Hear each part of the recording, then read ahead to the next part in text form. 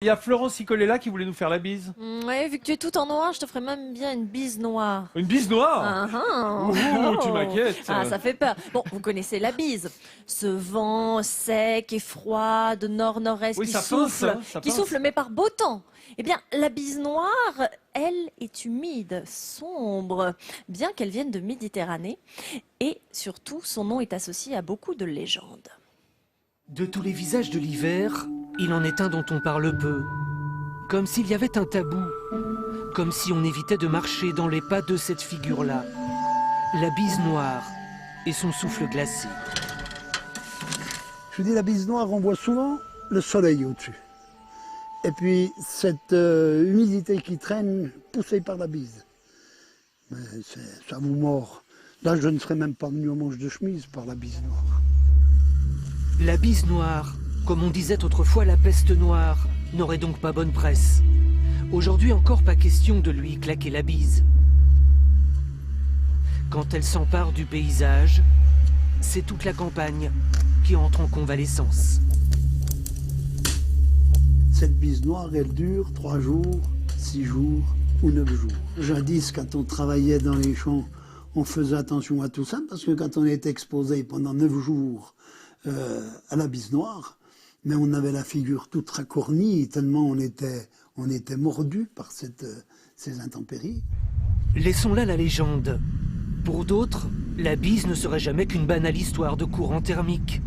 Une anomalie climatique venue de Méditerranée et qui, dans sa folle trajectoire, rhabille de temps en temps le lac Léman. Un phénomène bien connu des météorologues. C'est de l'air qui se charge en humidité sur la Méditerranée chaude, puis ensuite qui va faire tout le tour des Alpes et venir déverser son humidité sur les premiers reliefs rencontrés, par exemple le Jura si c'est un flux d'Est. On avait une vieille voisine qui disait « La bise noire, c'est comme la lune dure du mois d'août, elle trompe les sages et les fous. » C'est ce qu'elle nous disait. Ce qui prouve qui résultait une certaine excitation des personnes au moment de la bise noire. Moralité, s'il y en a une, avec la bise, évitons les bisbilles. Regardons-la passer, elle sait parfois nous charmer.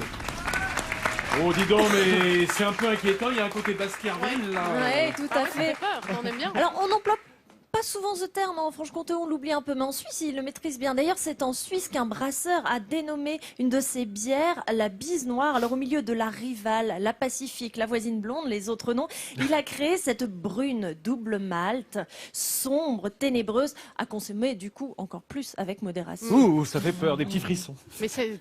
Merci Florence.